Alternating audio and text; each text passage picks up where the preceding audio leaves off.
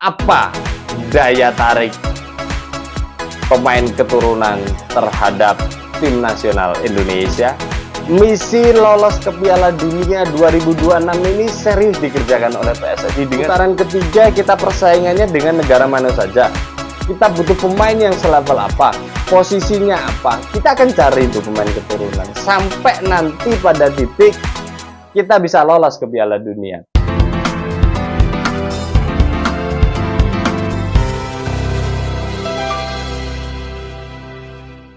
Satu persatu para pemain keturunan pulang ke pangkuan Ibu Pertiwi, menjalani proses, mengambil sumpah, mendapatkan KTP dan paspor Indonesia.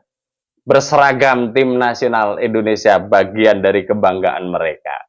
Terupdate, ada 3 pemain yang sudah menjalani debut manisnya. Dia adalah Jai Itses. Bang Jai sudah mendapatkan tempat di hati penggemarnya, fans tim nasional Indonesia dengan sebutan Bang Jayadinya.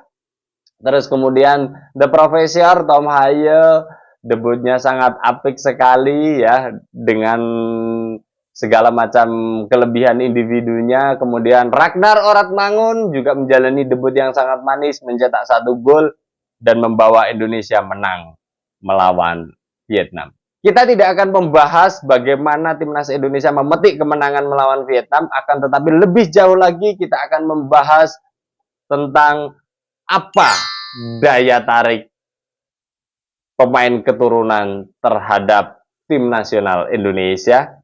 Yang kedua, dengan adanya pemain keturunan, bagaimana peluang tim nasional Indonesia lolos ke Piala Dunia? Ini adalah 2 pertanyaan yang sangat menarik dan sangat berhubungan. Kita mulai dari pertanyaan yang pertama. Negara Indonesia adalah negara besar, masuk di G20, negara yang tumbuh terus ya, minimal 5% di setiap tahunnya. Dan ya, ini negara besar dengan segala macam potensinya gitu. Daya tarik pemain keturunan yang utama adalah dengan misi PSSI.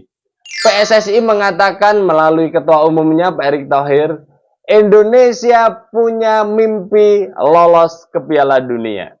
Ini adalah kalimat yang membanggakan bagi kita semua, termasuk dari para pemain keturunan. Dan misi ini tidak hanya sekedar dikatakan, tapi benar-benar serius dikerjakan. Misi lolos ke Piala Dunia 2026 ini serius dikerjakan oleh PSSI dengan segala macam dinamikanya. Kita bisa melihat bagaimana proses pemain keturunan itu mendapatkan KTP dengan susah payahnya. Saya pikir tantangannya banyak dan sebagainya, akhirnya juga bisa dilalui. Ini adalah daya tarik tersendiri bagi para pemain keturunan untuk bisa tampil di Piala Dunia, terlepas dari negara manapun itu. Dan ketika timnas Indonesia punya mimpi untuk tampil di Piala Dunia, ini akan menjadi daya tarik tersendiri bagi mereka. Yang kedua, timnas Indonesia punya fanbase yang luar biasa. Negara Indonesia negara besar dengan jumlah penduduk terbesar nomor 4 kayaknya ya. Dan ini wah, luar biasa. Luar biasa.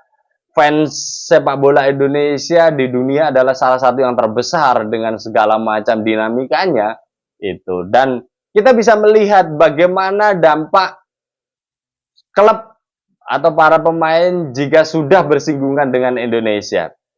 Ada beberapa klub yang mendatangkan para pemain Indonesia dan hasilnya apa? Followernya meningkat, ya, popularitasnya meningkat dan sebagainya. Dan ini akan menaikkan nilai jual bagi mereka.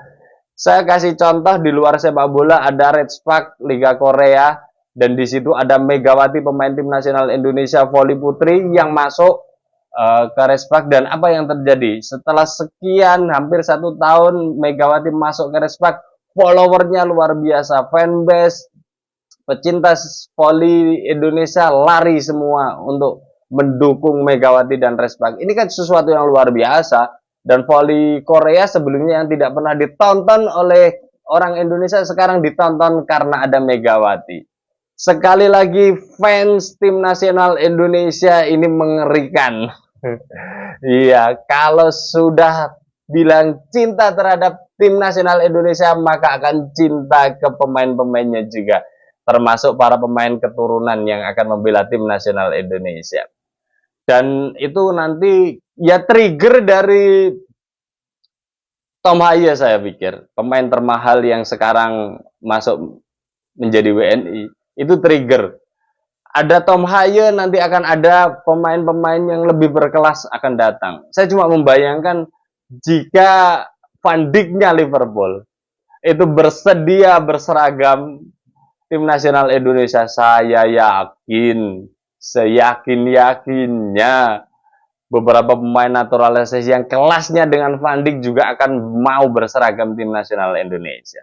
Terupdate beberapa pemain yang awalnya ragu sekarang sudah mulai berproses meskipun belum dipublikasikan. Oleh Romeni ya misalkan, Verdong sudah jelas-jelas mengemukakan di salah satu podcastnya mengatakan proses naturalisasi sedang dijalani. Terus kemudian Jairo itu juga sangat jelas, pemain yang bermain di Premier League mengatakan ingin dinaturalisasi. Dan beberapa pemain yang lainnya, ini adalah trigger ya, trigger. Karena apa? Mereka juga ingin tampil loh di Piala Dunia. Mereka juga ingin, ya namanya sepak bola adalah hubungannya dengan popularitas juga.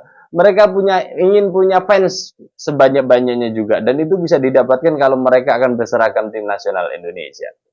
Yang ketiga adalah Indonesia negara besar, G20. Terus kemudian pertumbuhan ekonominya juga naik terus di atas 5%. Dan ini ya menjadi bagian magnet juga saya pikir. Saya cuma membayangkan Tom Haye ditawari menjadi WNI-nya negara Laos atau Timor Leste. Bukan maksud mengecilkan dua negara ini, tapi ini hanya asumsi.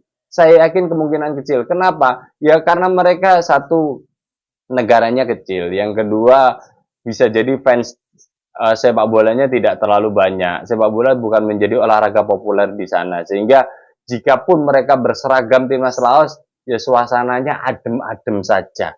Tidak seperti di Indonesia, gitu loh maksudnya.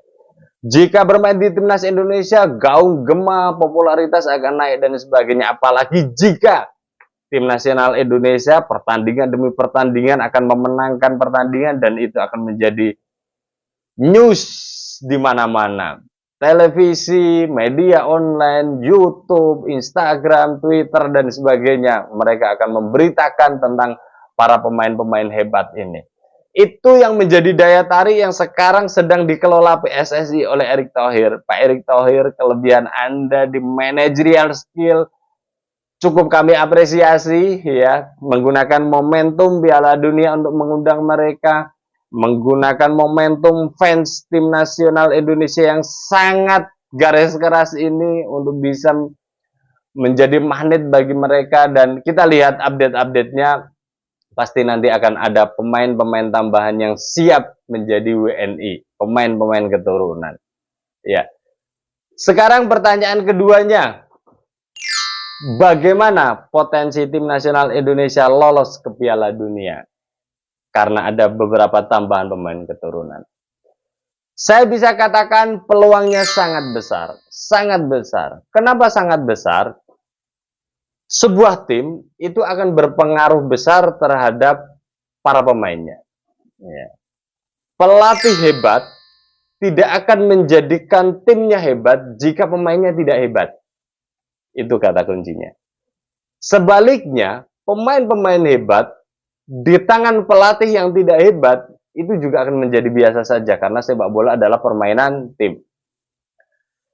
Tim nasional Indonesia sudah on the track. Mereka punya pelatih yang bernama Sintayong.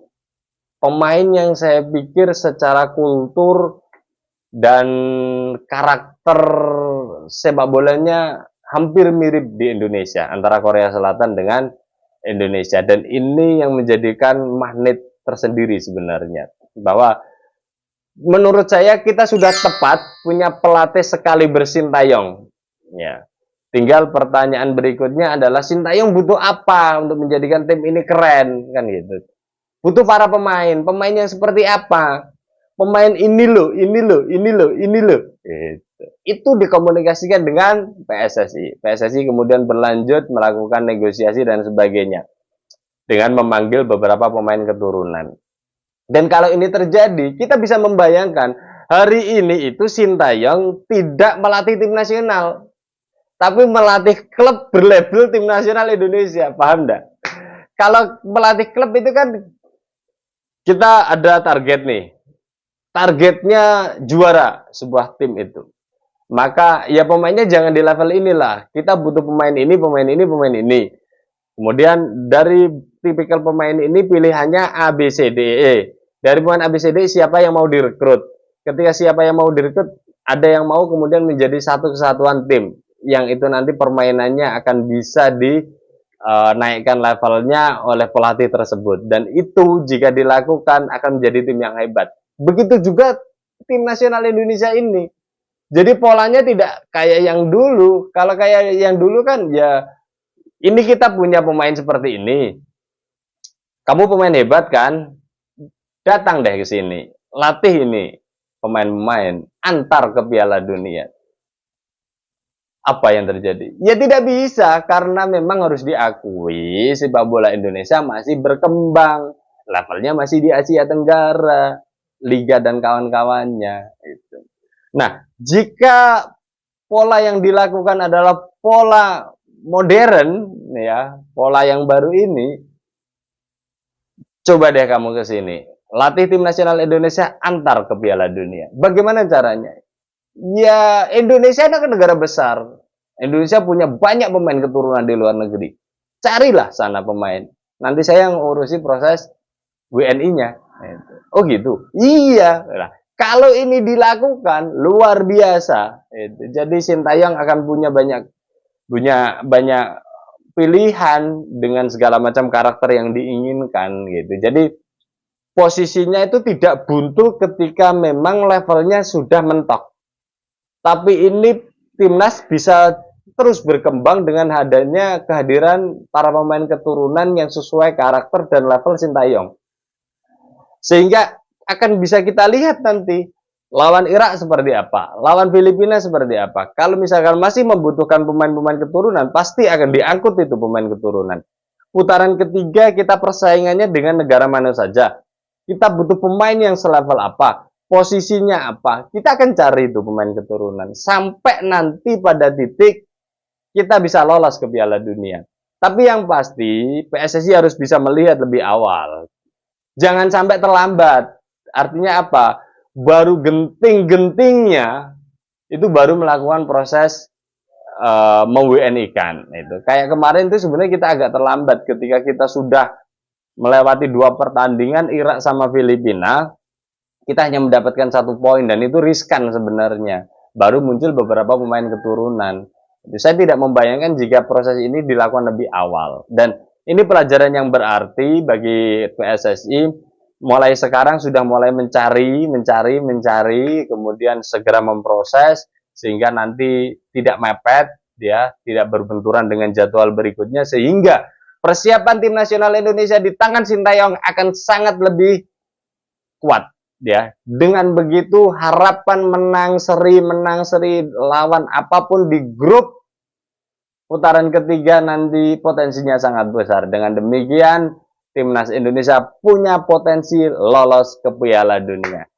Itu gambarannya. Jadi ada daya tarik pemain keturunan level A untuk datang ke Timnas Indonesia. Jika itu terjadi, maka potensi Timnas Indonesia untuk lolos ke Piala Dunia sangat besar. Kita nantikan update berikutnya. Siapa saja pemain yang akan berhamburan datang bersama Tim Nasional Indonesia dan menjadikan misi goal tujuan Timnas Indonesia untuk lolos ke Piala Dunia terwujud, ya. Bersama saya Setia Uban. Thanks for watching.